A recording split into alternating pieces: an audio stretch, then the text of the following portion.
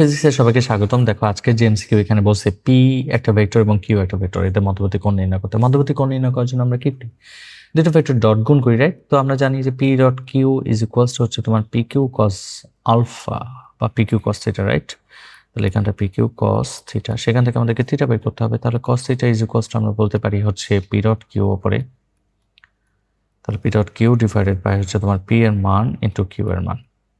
ওকে, তো P dot Q মানে কত? পি ডট কিউ মানে হচ্ছে তোমার 2i ক্যাপ পি মাইনাস হচ্ছে তোমার জে ক্যাপ, দেন হচ্ছে প্লাস 2k ক্যাপ, এর সাথে ডট গুণ হচ্ছে 3i ক্যাপ মাইনাস হচ্ছে 6j cap, than minus 2k cap. এরপর হচ্ছে নিচে পি এর মান এবং কিউ এর মান। তো পি এর মান মানে হচ্ছে তাদের সহগগুলোর বর্গের রুট, বর্গের যোগ করে রুট আর কি, তাই না? তাহলে এখানটা হচ্ছে 2 স্কোয়ার, দেন প্লাস হচ্ছে -1 এর উপর স্কোয়ার, দেন প্লাস এগেন 2 এর উপর স্কোয়ার ইন্টু আরেকটা ভেক্টরের যে মান সেটা হচ্ছে 3 এর উপর স্কোয়ার, দেন প্লাস হচ্ছে 6 এর স্কোয়ার, দেন প্লাস হচ্ছে -2 এর উপর স্কোয়ার।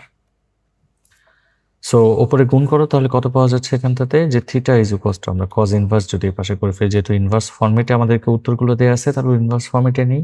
তো এখানটা 2 × 3 করলে কত পাওয়া যাচ্ছে? 23 করলে পাওয়া যাচ্ছে হচ্ছে 6, দেন মাইনাসে প্লাস, তাহলে এটা হচ্ছে তোমার +6, দেন হচ্ছে তোমার -2 + 2, তাহলে -4 ডিভাইডেড বাই নিচে এটা হচ্ছে √9 আসবে, তার মানে 3 ইন্টু এটা আসবে হচ্ছে তোমার √49, সো এটা আসবে 7, ঠিক আছে? তাহলে আলটিমেটলি যেটা পাওয়া যাচ্ছে সেটা হচ্ছে cos ইনভার্স 8 ডিভাইডেড বাই হচ্ছে 21।